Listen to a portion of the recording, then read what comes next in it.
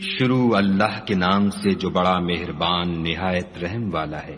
اے پیغمبر صلی اللہ علیہ وآلہ وسلم، اپنے پروردگار جلیل الشان کے نام کی تسبیح کرو، جس نے انسان کو بنایا پھر اس کے اعضاء کو درست کیا، اور جس نے اس کا اندازہ ٹھہرایا پھر اس کو رستہ بتایا، اور جس نے چارہ اگایا پھر اس کو سیاہ رنگ کا کوڑا کر دیا۔ ہم تمہیں پڑھا دیں گے کہ تم فراموش نہ کرو گے، مگر جو خدا چاہے، وہ کھلی بات کو بھی جانتا ہے اور چھپی کو بھی۔ ہم تم کو آسان طریقے کی توفیق دیں گے، سو جہاں تک نصیحت کے نافع ہونے کی امید ہو نصیحت کرتے رہو۔ جو خوف رکھتا ہے وہ تو نصیحت پکڑے گا، اور بے خوف بدبخت پہلو تہی کرے گا، جو قیامت کو بڑی تیز آگ میں داخل ہوگا، پھر وہاں نہ مرے گا نہ جیے گا۔ بے شک وہ مراد کو پہنچ گیا جو پاک ہوا اور اپنے پروردگار کے نام کا ذکر کرتا رہا اور نماز پڑھتا رہا۔